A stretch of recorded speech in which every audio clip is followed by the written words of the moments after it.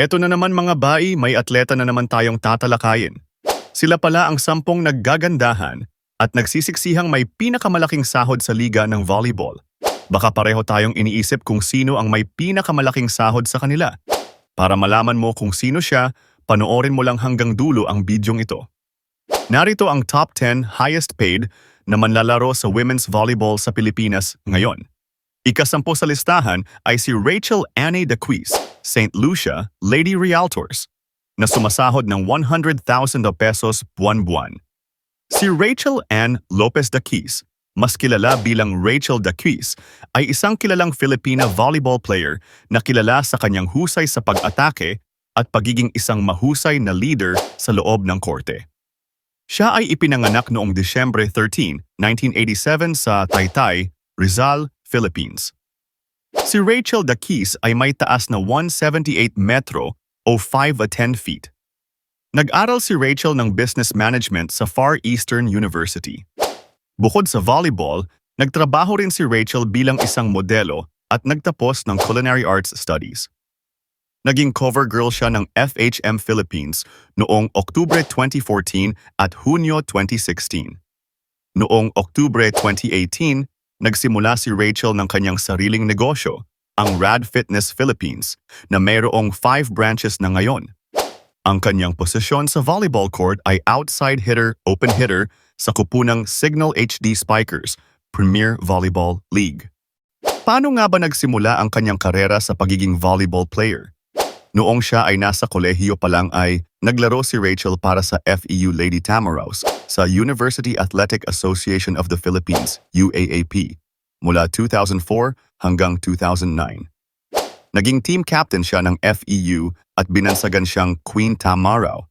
Naglaro din siya para sa Philippine Army Lady Troopers mula 2011 hanggang 2016, TMS Philippine Army noong 2013, Generica Army Lady Troopers noong 2014, Petron Blaze Spikers noong 2015, RC Cola Army Troopers noong 2016, at kasalukuyang naglalaro para sa Signal HD Spikers sa Premier Volleyball League.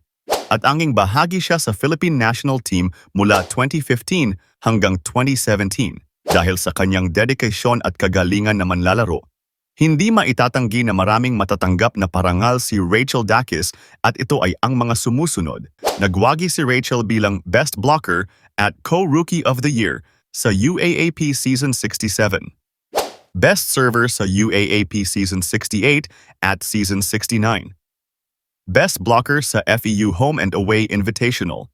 Best Server sa Shakey's V-League Season 7 Open Conference. Finals Most Valuable Player sa Shakey's V-League Season 8 Open Conference at Season 11 First Conference. Best Server at Conference Most Valuable Player sa Shakey's V-League Season 11 All-Filipino Conference. Finals Most Valuable Player sa 2015 Philippine Superliga All-Filipino Conference. Darling of the Crowd and Press sa 2015 Southeast Asian Games. Second Best Outside Hitter sa Shakey's V-League Season 12 Open Conference. Second Best Outside Spiker sa 2017 Philippine Superliga Invitational Cup. Also First Best Outside Spiker sa 2018 Philippine Superliga Invitational Cup at All-Filipino Conference. First Best Outside Spiker sa 2019 Philippine Superliga All-Filipino Conference. At sa team category, nagwagi si Rachel ng kampyonato sa UAAP Season 70 kasama ang FEU Lady Tamaraws. Kampyonato sa Shakey's V-League Season 11 First Conference kasama ang Philippine Army Lady Troopers. Kampyonato sa 2014 Philippine Superliga All-Filipino Conference kasama ang Generica Army Lady Troopers. Kampyonato sa 2015 Philippine Superliga Invitational Conference kasama ang TMS Philippine Army Lady Troopers. Kampyonato sa 2016 Philippine Superliga Invitational Conference kasama ang RC Cola Army Troopers. Kampyonato sa 2017 Philippine Superliga Invitational Conference kasama ang PSL Ribisco. Pang-siyam sa listahan natin mga bai ay si Kat Tolentino, Creamline Cool Smashers, na kumikita ng 125,000 pesos buwan-buwan. Si Katrina May de Lara Tolentino, mas kilala bilang Kat, ay isang Filipina-Canadian volleyball player na kilala sa kanyang husay sa pag-atake at pagiging isang malakas na presensya sa loob ng korte. Siya ay ipinanganak noong Enero 27, 1995 sa Vancouver, British Columbia, Canada. Siya ay may taas na 187 meter o 6'2 feet. Si Kat ay nag-aral sa McMath Secondary School sa Richmond, British Columbia, Canada bago lumipat sa Pilipinas at nag-aral sa Ateneo de Manila University. Ang kanyang kapatid na lalaki, si Vince, ay naglaro para sa Rain or Shine Elasto Painters basketball team. Noong 2015, bago pa siya mag-debut para sa Ateneo Lady Eagles volleyball team, napunit naman ang kanyang kanang ACL sa isang laro sa Shakey's V-League. Kailangan niyang sumailalim sa anterior cruciate ligament reconstruction at ilang buwan ng rehab. Ang kanyang posisyon sa loob ng volleyball court ay opposite spiker sa kupo ng Choco Mucho Flying Titans, Premier Volleyball League. Noong kolehiyo pa lang si Kat ay naglaro na siya para sa Ateneo de Manila University Lady Eagles sa University Athletic Association of the Philippines, UAAP, mula 2015 hanggang 2019. Naglaro din siya para sa Ateneo Motolite noong 2018. Simula noong 2019, naglalaro siya para sa Choco Mucho Flying Titans sa Premier Volleyball League at naging bahagi si Kat ng Philippine National Team mula 2022. Hindi maikakaila ang kagalingan ni Kat Tolentino sa pagiging isang volleyball player dahil sa mga parangal na ito, nagwagi si Kat ng Best Opposite Spiker Award sa Premier Volleyball League Open Conference noong 2018 at 2021. Best Opposite Spiker sa UAAP Season 81 noong 2019. Nagwagi si Kat ng kampyonato kasama ang Ateneo Lady Eagles sa UAAP Season 81 noong 2019. Nagwagi rin siya ng bronze medal sa VTV International Women's Volleyball Cup noong 2023 kasama ang Choco Mucho Flying Titans. Pangwalo naman ay si Mylene Paat, Choco Mucho Flying Titans, at kumikita ng 150,000 pesos buwan-buwan. Si Mylene Paat ay isang kilalang Filipina volleyball player na kilala sa kanyang husay sa pag-atake at pagiging isang malakas na presensya sa loob ng korte. Siya ay may buong pangalan na Mylene Balan Paat. Ipinanganak noong Abril 94 sa lugar ng Bani, Pangasinan. Siya ay may taas na 180 metro o 5'11 feet. Siya ang opposite hitter sa kupo ng Cherry Tigo Crossovers Premier Volleyball League. Siya ay may malaking fanbase sa social media at isa sa mga pinakasikat na volleyball player sa mundo. Noong kolehiyo pa lang ay naglaro na si Mylene para sa Adamson Lady Falcons sa University Athletic Association of the Philippines, UAAP, mula 2013 hanggang 2017. Naglaro din siya para sa Signal HD Spikers mula 2016 hanggang 2020.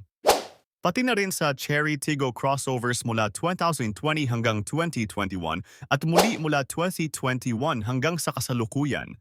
Naglaro rin siya para sa Choco Mucho AVC noong 2021. Pati sa Nakhon Ratchasima sa Thailand League mula 2021 hanggang 2022 at naging bahagi si Mylene ng Philippine National Team mula 2018 hanggang 2021. Dahil sa tanyag na kagalingan niyang maglaro ng volleyball, si Mylene ay nakatanggap ng mga parangal katulad ng Best Scorer sa 2018 PSL All-Filipino Conference, Best Scorer sa 2021-22 Thailand League, Conference Most Valuable Player at Best Opposite Spiker sa 2022 PVL Reinforced Conference. Pangpito sa listahan ay si Aya Lore, Cherry Tigo Crossovers, na may 1 million pesos signing bonus at kumikita ng 200,000 pesos buwan-buwan. Si Aya Lore ay isang kilalang Filipina volleyball player na kilala sa kanyang husay sa pag-atake at pagiging isang malakas na leader sa loob ng korte. Siya ay may buong pangalan na Egia Cruz Laure na ipinanganak noong March 20. Siya ay may taas na 177 meter o 5'10 feet. Si Aya Lore ay isang outside opposite hitter or setter sa kasalukuyang kupo ng Cherry Tigo Crossovers Premier Volleyball League. Kolehiyo pa lang si Aya Lore ay naglaro na siya para sa UST Golden Tigresses sa University Athletic Association of the Philippines, UAAP, mula 2019 hanggang 2023. Nagsimula siya sa Cherry Tigo Crossovers noong 2019. Naging bahagi rin siya ng Philippine National Team noong 2021 bilang Ribisco Philippines sa 2021 Asian Women's Club Volleyball Championship. At naging bahagi si Aya ng Philippine National Team noong 2017 Youth at 2019 Senior. Dahil sa kanyang kagalingan bilang isang manlalaro, siya ay may natanggap na mga parangal tulad ng Rookie of the Year at Best Setter sa UAAP Juniors, Best Attacker at Season's Most Valuable Player sa UAAP Juniors, Most Valuable Player sa Shakey's Girls Volleyball League NCR at Best Opposite Hitter sa parehong NCR at national level. Best Opposite Hitter sa UAAP Juniors at Best Opposite Hitter sa PSL Collegiate Grand Slam. Sa UAAP Seniors, nagwagi siya ng Rookie of the Year at First Best Outside Hitter noong 2019. Nagwagi rin si Aya ng bronze medal sa ASEAN School Games noong 2017 kasama ang Philippine Youth Team. Nagwagi rin siya ng bronze medal sa ASEAN Grand Prix noong 2019 kasama ang Philippine team.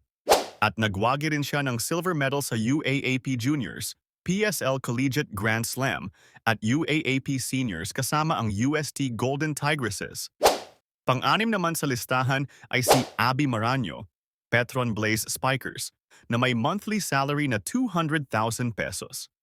Si Abby Maraño ay isang kilalang Filipina volleyball player na kilala sa kanyang husay sa pag-block at pagiging isang mahusay na leader sa loob ng korte. Narito ang ilang detalye tungkol sa kanya. Si Abby Maraño ay may buong pangalan na Abigail Palmares Maraño na ipinanganak noong Disyembre 22, 1992 sa Pasig, Iloilo, Philippines. Siya ay may taas na 1.73 meter o 5'8 feet. Siya ang middle hitter at libero sa kasalukuyang koponan ng F2 Logistics Cargo Movers Premier Volleyball League.